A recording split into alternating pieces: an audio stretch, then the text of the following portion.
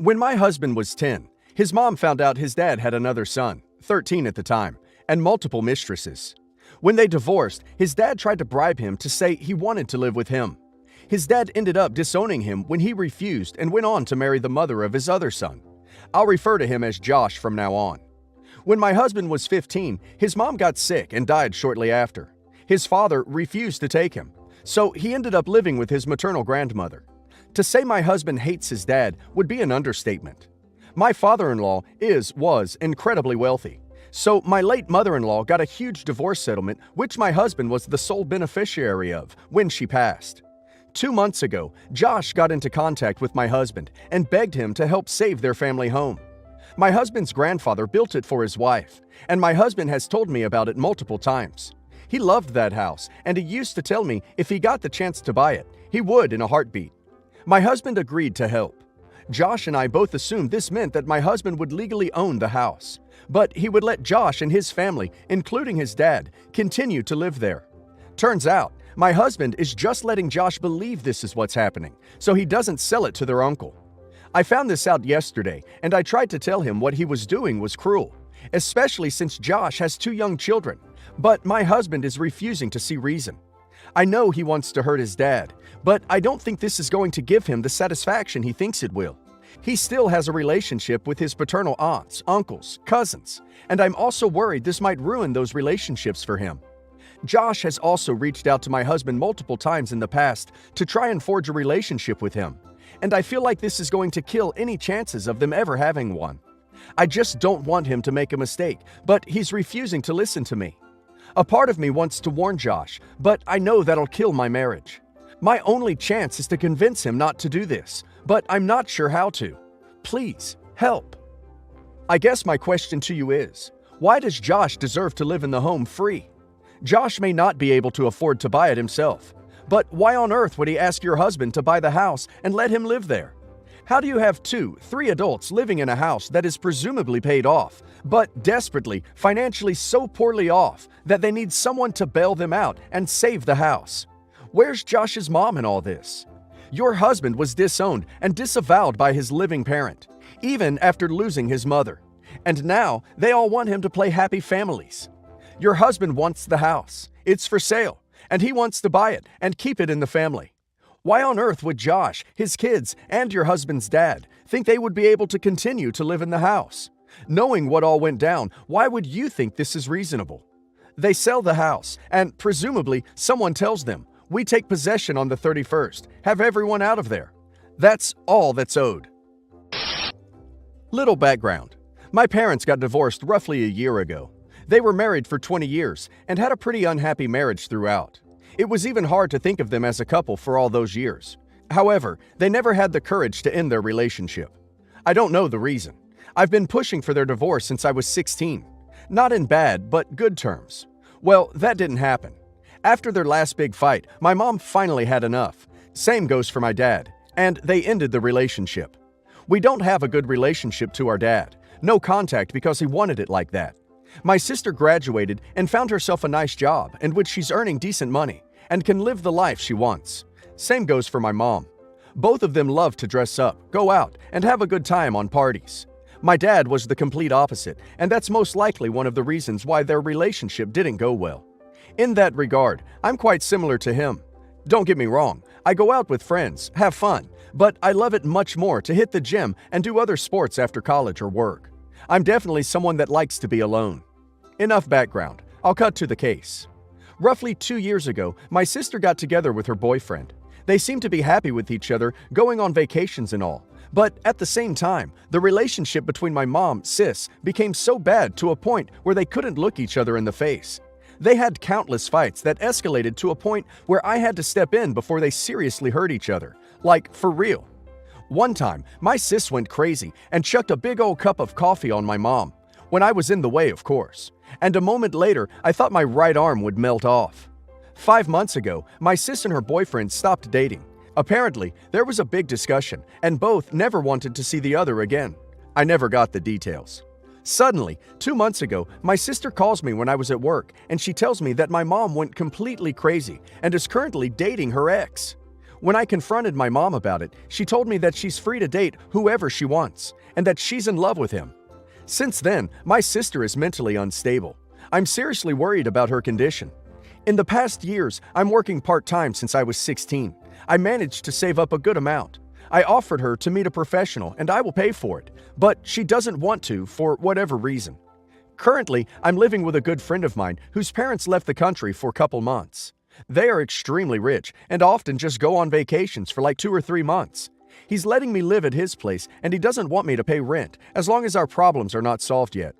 As for that guy, whenever he tried to approach my sister, talk with her, she told me to keep him off, which I did. I told him that he has to deal with me as long as my sis doesn't want to have any contact. He did so far. Seriously, guys, what can I do? Both of them are responsible for their relationship to be destroyed like that, and I've tried to talk to both of them, but they're both so stubborn. Wow. Firstly, your mom is an a-hole who has lost her damn mind. I can see why your sister is losing her damn mind while dealing with a mother who is in love with her ex. That's just gross. Secondly, why does the ex even want to talk to your sister? Obviously, there is nothing he can say that would improve your sister's perspective on the situation, so he should definitely back off. Good for you to put yourself between them. You're a good brother. As for what to do next, there's not much you can do here that you haven't thought of already. Just continue supporting your sister and gently recommending therapy, professional help. Your mom is not open to hearing your or her perspective on this, but it may not hurt to get other family members, your maternal grandmother, or a maternal aunt or uncle, to help you mediate or, frankly, knock some sense into your mother. If it was me, I would be actively trying to sabotage my mother's relationship with my sister's ex, though it's certainly not the most mature approach.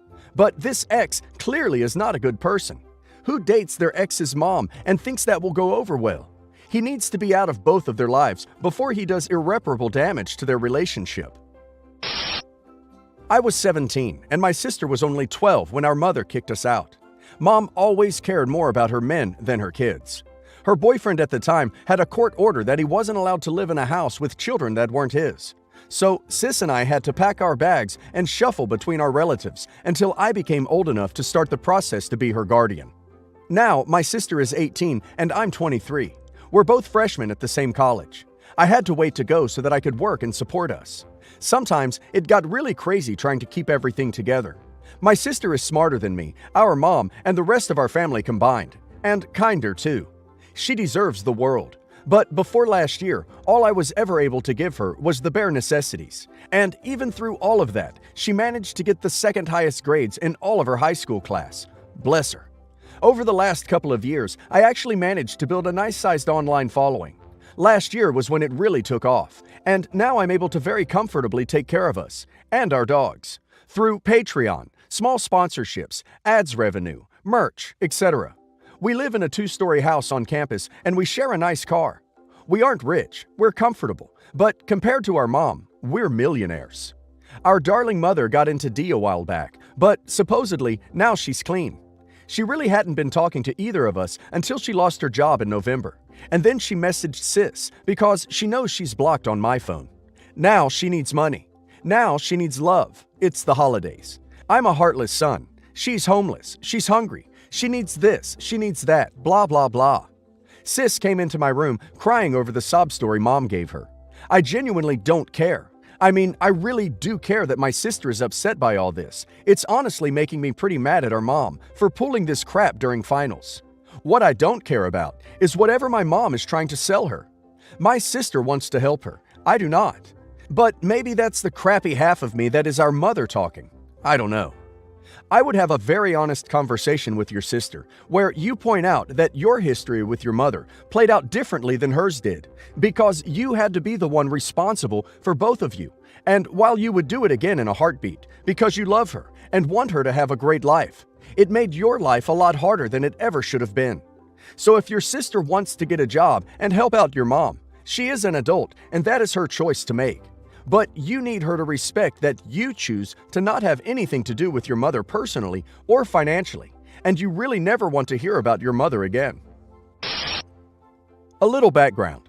My mom got pregnant with me when she was 17 with a random guy, and then got pregnant with my sister with another random guy.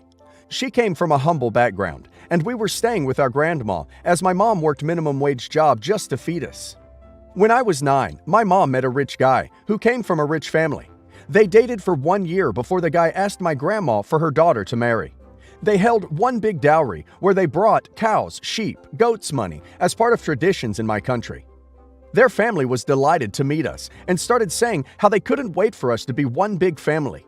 Little did we know that after the wedding, 2 months later, that the family would reject us. It all started after my mom told us to stay at my grandma for a while, and she will come to get us after the honeymoon. Then followed a lot of excuses why she wouldn't come to get us before. The calls reduced later after. She only talked to us maybe 5 times a year, and then she completely cut all contact and we never saw or heard from her again. They moved to UK, had 2 kids with him. So basically, she decided to abandon her kids for money and a luxurious life. We struggled for 9 years, right from abandonment, my grandma's death, abusive relatives, being homeless, doing D, and committing a few crimes for money. Until when a church clergy from my grandma's church and a good friend of my grandma found us, took us in. We were a part of the church's charity program to help the homeless. We went back to school. Anyway, 3 years ago, my sister got a sponsorship to join a university in Canada after she won a local academic competition in my country. My sister insisted I go with her and convinced the church and the bank that funded the competition for me to join her, as I was her only family and I took care of her when nobody didn't. We only had each other. We moved to Vancouver, Canada. My sister is still in college doing her master's. I graduated last year and got a job, a car, and an apartment where we both live with each other. Back to the main story. Recently, my mom reached out to me on Facebook. She sent a friend request before she messaged me to ask how we are doing. I also found out she has been following me on Instagram. I didn't respond. She then went ahead and sent me a long text apologizing and just asking me to forgive her and just respond to her. I still haven't responded, but she has been sending more and more texts on SM. Last message she sent was that she was coming to Canada for a vacation by the beginning of November and was wondering if we could meet up. The reason I'm ignoring her is that I don't want to insult or call her names or say bad things to her, but I just don't know how to handle the situation. My sister also doesn't want to talk to her. Vacation in Canada during a pandemic. Yeah, right. Probably code for, my husband is trading me for a newer model, and as I am about to be discarded, I am looking for alternative sources to leech off. That's maybe a stretch, but I wouldn't risk it. I met my fiancé when I was at a very low point in my life. We instantly clicked and had a whirlwind romance. I proposed after 3 months, and we are now engaged. I feel like my family has never approved of her or particularly liked her. They are all very educated and work professional jobs, while she is a college dropout who works as a hostess. She is starting a venture of her own, and I am funding it for her. The problem started with my sister-in-law and my brother. They told me that 3 months was too quick and that I should date her for longer. They have also implied that she is a gold digger. They never used the term. They said this because she doesn't financially contribute. My fiancé isn't particularly fond of my sister-in-law. Sister-in-law is very rich and successful, and fiancé thinks that she is snobbish. The problem escalated when there was a family wedding and my fiancé wasn't invited.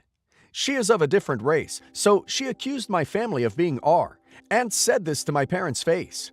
My parents never expressed an opinion about her, but that was their ticking point. My sister-in-law and brother added to this and told them about my financial contributions to her ventures and other details about her relationship. My parents said that I am making the wrong decision. I told my fiancée this, and she lashed out.